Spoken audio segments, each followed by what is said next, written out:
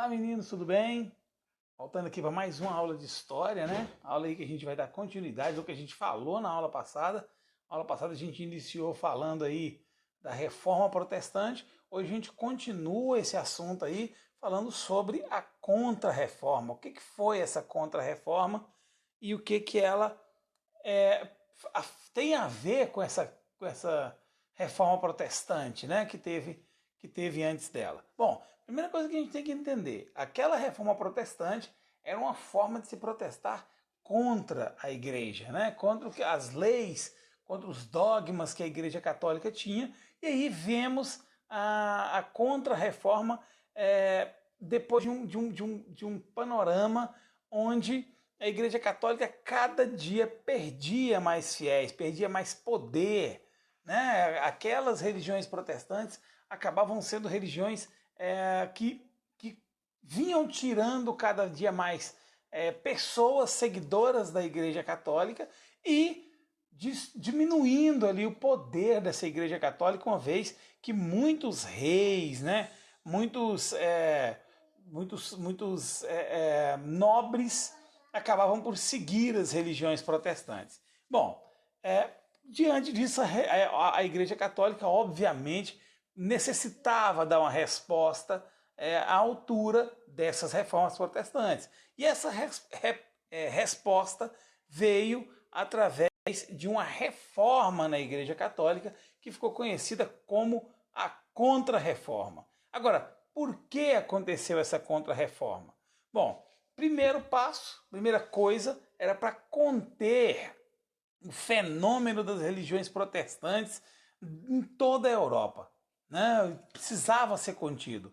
As religiões protestantes vinham crescendo cada dia mais e precisava se diminuir a força dessas igrejas na Europa. Então, conter essas igrejas protestantes era o primeiro passo. Segundo, manutenção do poder da Igreja Católica. A Igreja Católica era uma instituição de muito poder na Europa e precisava, de alguma forma, manter esse poder. Outra questão seria expandir a fé pelo mundo. Então essa contra-reforma a gente vai ver que ela vai ter muitos aspectos que vai, de alguma forma, expandir a fé da Igreja Católica em outros continentes aí. Vamos ver então o que foi essa contra-reforma aí, tá ok? Vamos lá. Bom, essa contra-reforma então, essa reforma da Igreja Católica, ela foi uma reação que a Igreja Católica teve diante da Reforma Protestante.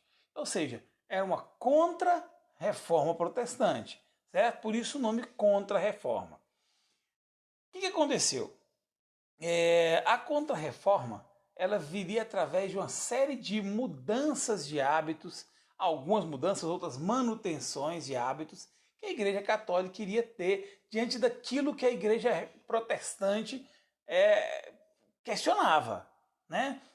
Aquelas questões que Martinho Lutero, nas 95 teses dele lá, questionava, a Igreja Católica vinha para mudar algumas e, obviamente, manter outras também. A Igreja Católica não cedeu a todas as mudanças que Martinho Lutero teve, né? Nas teses dele. Primeiro detalhe, foi conhecido como Concílio de Trento. Esse Concílio de Trento ele ocorreu entre 1545 e 1564.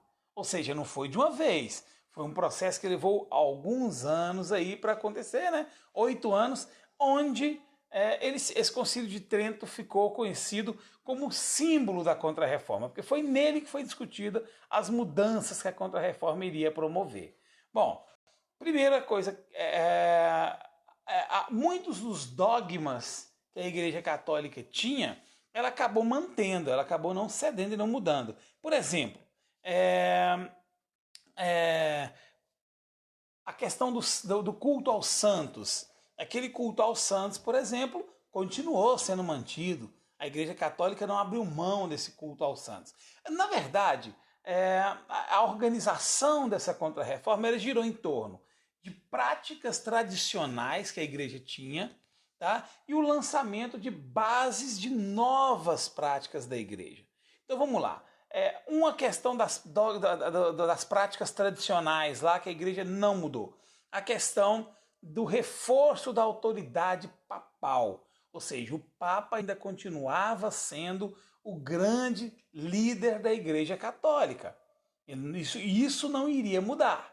Isso não iria, a Igreja Católica não iria abrir mão, né? O que era conhecido como infalibilidade do Papa, ou seja, o dogma que afirmava que o Papa estava sempre correto no que ele deliberava. Isso aí continuava sendo mantido, né? O culto aos santos e às imagens, como eu falei, continuava sendo mantido. Porém, os textos sagrados que eram em latim continuavam sendo em latim, né? Conhecido como Vulgata, né? Era a Bíblia em latim. Essa Vulgata continuava. Porém, a igreja veio e fez uma mudança. Ela criou o Index. O que era o Index? O Index era uma lista de livros proibidos, tá? Que não deveriam ser lidos pelos fiéis. Esse livro a Igreja Católica criou. Isso aí fazia parte das novas práticas. Então, esses livros eram considerados como uma ameaça à fé e aos bons costumes. Então, não vamos retirar vamos retirar esses livros, né? Vamos trabalhar como esses livros, livros que são considerados livros contra a religião católica, a religião cristã. Então, esses livros eram considerados impróprios, eles eram queimados. Todos os livros que que foram lançados nesse index, que eram considerados como livros impuros, eles foram queimados, né? Aliás, fogo vai ser algo que a gente vai ouvir falar muito durante essa contra-reforma, porque o fogo lembrava a purificação. Então, tudo aquilo que queria se purificar se jogava no fogo. Esses livros que eram considerados livros hereges eram queimados.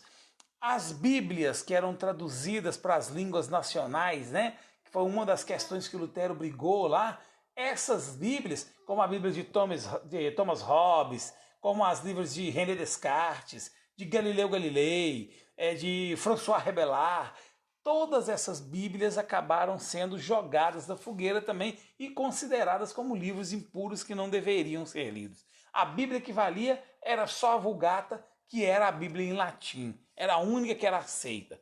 Bom, uma questão que a Igreja Católica retomava era a questão do Tribunal do Santo Ofício, né? O Tribuno do Santo Ofício e da Santa Inquisição. O que era esse Tribuno do Santo Ofício e a Santa Inquisição?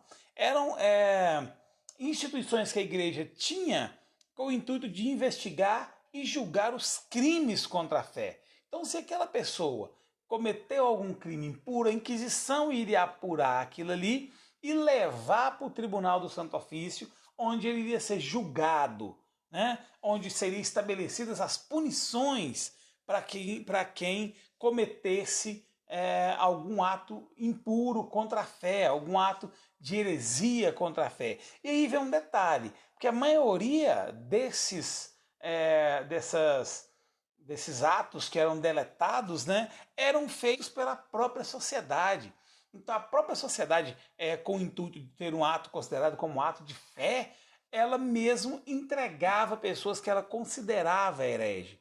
Obviamente, gente, muitas vezes esses atos de heresia eram baseados em pura vingança pessoal. Eu não gostava de fulano, eu inventava para o Tribunal do Santo Ofício. Obviamente, quanto maior o meu cargo político fosse, mais eu iria ser ouvido, eu iria e denunciava essa pessoa para a Inquisição. A Inquisição ia lá e, obviamente, ia prender e ia levar para ser julgado. Então acontecia muitos casos aí, principalmente de homossexualismo, que as pessoas acusavam aquela pessoa pelo fato dela ser homossexual. Ela era acusada de heresia pela própria sociedade e a Inquisição ia lá e prendia e dava a pena para aquela pessoa, que variava muito, né? Aliás, uma das coisas mais utilizadas pela Inquisição para apurar as verdades, né, era a tortura, né? Aliás, essa tortura ela era recorrente nos interrogatórios, porque se dizia que o uso da violência já servia como parte da remissão dos pecados, né? A pessoa se autoflagelar quando ela cometia algum pecado, pegar um chicote, ela se bater como uma forma já de de pagar os pecados era usada. Então, quando se pegava uma pessoa que era acusada de heresia, né, a Inquisição pegava, ela utilizava de castigos físicos para que a pessoa confessasse aquele crime. E já alegava que esses castigos físicos eram usados justamente porque já faziam parte de uma conversão que essa pessoa iria ter ali, né? Bom, as penas que eram dadas, né, pelo Tribunal do Santo Ofício, elas variavam muito, né? A gente ia ter pena aí que ia desde o confisco dos bens, ou seja, se apreender os bens daquela pessoa que foi acusada e condenada, até mesmo a morte. E muitas dessas mortes eram feitas na fogueira, né? Eram as mortes através do fogo. Essas mortes através do fogo aí, como eu disse anteriormente, era mais utilizado porque era como um caso de se purificar, né? O fogo purificaria a alma daquela pessoa, ela morrendo na fogueira. Essa época ela vai ser marcada, muito marcada, pela aliança entre a igreja e os reis, né? A igreja católica vai ficar muito próxima dos reis, até porque nós vamos ver aí que a igreja vai perseguir os praticantes de outras religiões e automaticamente persegue também os inimigos do rei. Então a igreja mostra, ó, quem foi inimigo do rei está cometendo um pecado. Então nós vamos persegui-los, prendê-los e levá-los para o Tribunal do Santo Ofício. Provavelmente quem ia contra o rei, os inimigos do rei, eram condenados à morte. Então havia ali uma aliança, né? Começava a ter uma aliança. Bom, muitas coisas aí, como eu disse, acabaram sendo mantidas, né? A outra questão que foi mantida também era a questão do celibato, onde os sacerdotes, né, as pessoas do clero, não podiam se casar, né? Teriam que ser consideradas castas, né? Não poderiam sequer ter relações amorosas com qualquer outra pessoa, com finalidade de ter matrimônio, né? Ou seja, os padres, os bispos, o papa, eles aí não podiam se casar, não podiam ter relacionamento amoroso com uma mulher. Era o celibato, era proibido. Outra questão, foi criado na época os seminários, né, que eram centros de formação teológica. Por que foi criado esses centros de formações? Justamente porque lá atrás, como eu falei para vocês, se vendia cargos eclesiásticos, né? A Contra-Reforma, inclusive, era contra isso. Então, se eu queria ser um bispo, eu comprava. E esses caras que compravam, eles não tinham a menor noção do que era a religião católica. Eles não tinham ideia disso. Simplesmente tinham um cargo. Então, o que acontecia? A Igreja Católica lançava aí o centro de formação teológica onde a pessoa, para se tornar padre ou para ocupar qualquer cargo eclesiástico, agora ele não compraria mais. Ele teria que estudar nesses centros e se formar, né? Esses seminários que até hoje eles existem na Igreja Católica. Para se tornar um padre, você tem que entrar no seminário, né? Para virar padre. Então, criou-se isso aí com o intuito de diminuir esses desvios que aconteciam dentro da religião católica por parte do clero. Agora, muitas proibições aconteceram, como por exemplo a venda de indulgências, né, que era o perdão do pecado, né, vender o perdão do pecado. Não existia mais. Ali não podia mais você não podia pagar para ter o seu perdão mais. Você teria que ter o perdão pela fé, que era algo que Martinho Lutero também conseguiu na religião dele. Outra questão, a proibição da venda dos cargos eclesiásticos, ali acabava, você teria que passar por essa formação nos seminários. A proibição das vendas de relíquias sagradas, não se podia mais vender relíquias da igreja. Se era uma relíquia sagrada, ela tinha que ficar com a igreja. E aí lançava-se no mundo um novo estilo de arte, né? A arte barroca, que a gente falou quando a gente falou do Renascimento lá, né? Dos renascentistas, renascimento cultural, a gente falou que viria aí uma nova arte para concorrer, né, com os renascentistas. Essa arte era o barroco, que vinha patrocinado pela igreja aí e muito associado às artes sacras. Nós vamos ver o estilo barroco muito em igrejas, né? Aqui no Brasil a gente vai ter esse estilo barroco aí representado principalmente pelo Aleijadinho, né? A gente vai ter muitas obras delas. Se eu não me engano, alguns anos atrás a gente foi em Paracatu, onde a gente visitou uma igreja lá que era adornada com a arte barroca, né? O estilo de arte barroca. Essa arte ela vinha absolutamente para concorrer com esse movimento renascentista que crescia na Europa. Bom, aí nós vamos falar sobre a expansão marítima. O que a expansão marítima tem a ver com essa questão da reforma protestante? Bom, tem muito a ver, porque essa expansão marítima, desculpa, gente, essa expansão marítima ela vinha muito apoiada pelas ordens religiosas, né? Essas grandes navegações iam muito apoiadas, porque era através delas que iria se buscar novos fiéis. A gente tem que ver que nesse período da Contra-Reforma aqui, a gente já tinha colonização da América, da África, da Ásia, e a ideia de expandir essa fé para esses territórios, né, era muito viável. Se acreditava que os povos nativos, né, das colônias, né, das colônias das grandes metrópoles europeias, eram vistos como súditos fiéis. Então, começou a se tentar colonizar, tentar converter essas colônias ao cristianismo. Então, para se tornar as religiões cristãs como a principal religião dentro dessas colônias. A América principalmente, mas a gente vai ter tentativas de catequese, né? de se catequizar os nativos na África, na Ásia. E quem iria fazer esse catecismo aí? Principalmente a Companhia de Jesus, né? Através dos jesuítas, esses jesuítas que eram chamados de soldados de Cristo. A gente vai ter as missões, onde esses jesuítas vão se espalhar pelo mundo, principalmente aqui na América, com o intuito de procurar tribos indígenas, catequizar essas tribos, ou seja, converter essas tribos ao cristianismo e ao mesmo tempo auxiliar na colonização, ou seja, ditar regras para esses índios sobre a colonização. Então nós vamos ver a catequese acontecendo, e uma das características que essa catequese pregava era a submissão a essa nova colônia. Então olha aí como é que havia aliança lá entre o rei e o clero. O jesuíta que vinha para cá, para a América, ele já vinha ajudando a se colonizar também. Ele vinha para cá catequizando, abrandando os índios para evitar confrontos, onde muitas vezes, obviamente, os europeus também morriam nesses confrontos aí contra os índios. E morriam muitos índios onde eles perdiam mão de obra, né? Então havia muito essa troca entre a igreja e essa companhia de Jesus aí. Bom, se divulgue, obviamente essa companhia de Jesus, ela era responsável pela difusão, né, dos valores cristãos, da cultura europeia pelo mundo todo. Tem muito a ver com aquele eurocentrismo, né?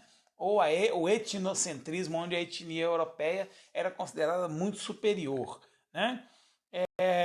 E começou a haver no mundo um confronto muito grande entre protestantes, né, que eram aqueles das religiões protestantes, e a Igreja Católica, né? Começava a haver muitos conflitos, e esses conflitos muitas vezes violentíssimos. Um exemplo disso aí é o massacre da noite de São Bartolomeu, no dia 24 de agosto de 1572, onde cerca de 3.000 protestantes foram assassinados a mando da família real francesa, né? Através da rainha Catarina de Médici. Inclusive, vou deixar para a gente, vamos fechar essa aula aqui, e eu vou deixar para vocês um videozinho mostrando o que foi essa história da noite de São Bartolomeu, como é que ela aconteceu, e para vocês terem uma ideia de quão longe iria esses confrontos entre protestantes e católicos. Hoje em dia não dá nem para a gente falar que não há mais, porque hoje em dia a gente sabe que existem várias questões relacionadas à intolerância religiosa no Brasil ainda hoje, né? Um exemplo disso são a violência contra as religiões afrodescendentes, por parte tanto de católicos como de protestantes que são absolutamente contra as religiões afrodescendentes no Brasil. Então a gente vai ter aí intolerância onde terreiros na Bahia são destruídos por protestantes e por cristãos por serem contra essa religião afrodescendente aqui no Brasil. Então a gente vai ver que essas lutas aí por religião, elas até hoje ainda acontecem. Bom, meninos, vou deixar então para vocês o vídeo que eu falei da Noite de São Bartolomeu para vocês assistirem, fazer todas as atividades do livro, são poucas atividades, vamos fazer todas elas lá e a próxima aula a gente corrige, beleza? Fica então com a Noite de São Bartolomeu, até a próxima.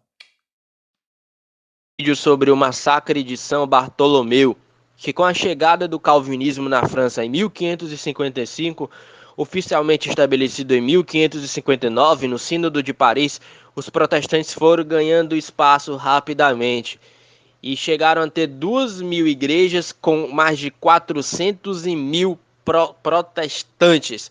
E os protestantes franceses eram conhecidos como huguenotes.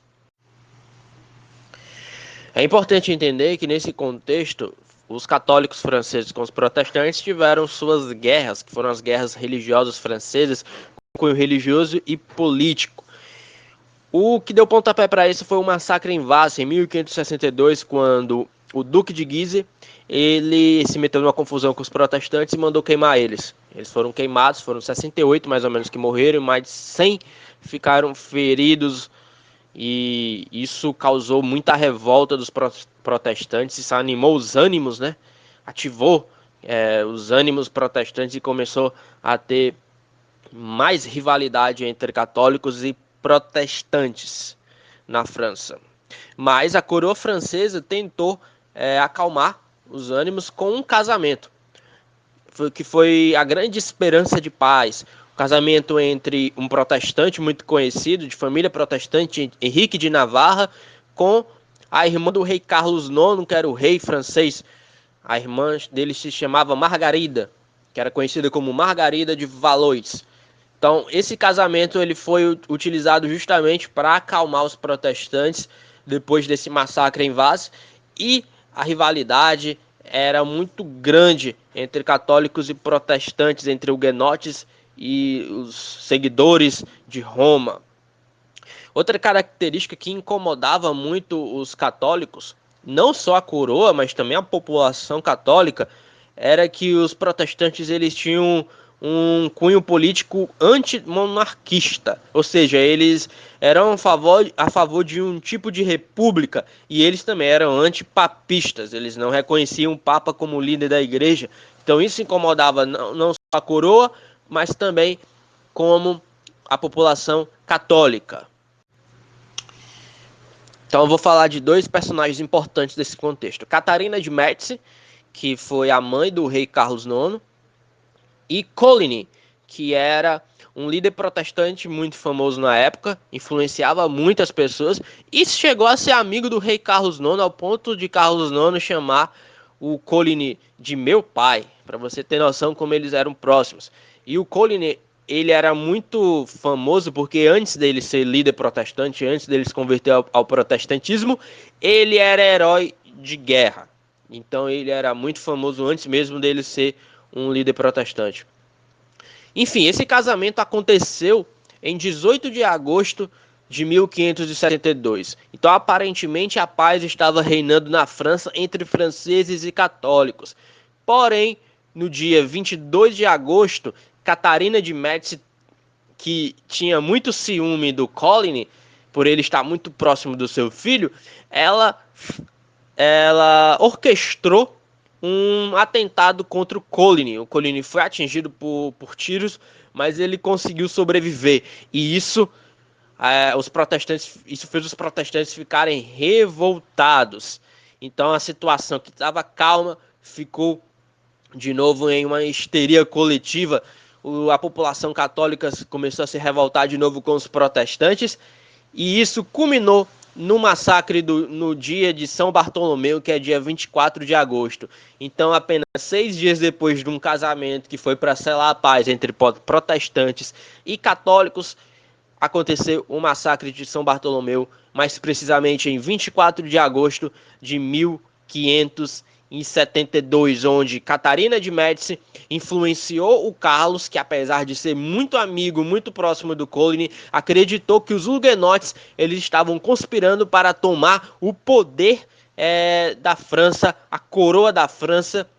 Então, ele ordenou que todos os líderes protestantes fossem assassinados e roubados em Paris. E essa histeria católica se espalhou por muitas semanas, por muitos dias, onde a população católica nos vilarejos ao redor de Paris também começaram a matar não só protestantes, não só líderes protestantes, mas como todas as suas famílias e todos os protestantes de forma geral, onde eles eram queimados vivos com todas as suas famílias, onde nem os bebês eram poupados, onde eles eram afogados no rio Sena, onde eles eram assassinados brutalmente de toda forma possível. Inclusive assassinos de aluguel liderados por um oficial francês chamado Claude Marcel, eles também, por dinheiro, matava os protestantes.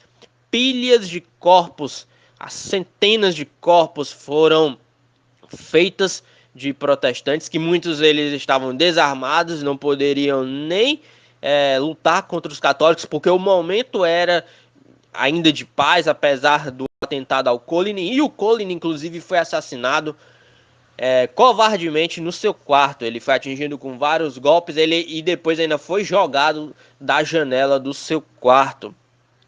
Então foi um grande banho de sangue, onde famílias inteiras foram dizimadas. E alguns acreditam que cerca de 100 mil foram mortos, mas os números oficiais falam de cerca de 30 mil a 40 mil mortos. Então, em média, 35 mortos. E o que ocorreu com Henrique de Navarra? O Henrique de Navarra, que era protestante, para não ser assassinado, no mesmo dia, em 24 de agosto de 1572, ele foi forçado a negar a fé, senão ele seria assassinado. E esse massacre de São Bartolomeu, junto com o massacre de Vassy, acabou que atiçou os protestantes e tiveram 5 guerras civis por motivos religiosos políticos na França. Passou o tempo, em 1589, o Henrique de Navarra se tornou rei, e em 1598, apesar dele não ser mais protestante oficialmente, ele fez o Edito de Nantes, que dava uma certa liberdade religiosa para os huguenotes, para os calvinistas franceses. Mas em 1629, alguns pontos desse edito foram revogados pelo cardeal Richelieu, e em 1685, Luís XIV revogou totalmente o edito.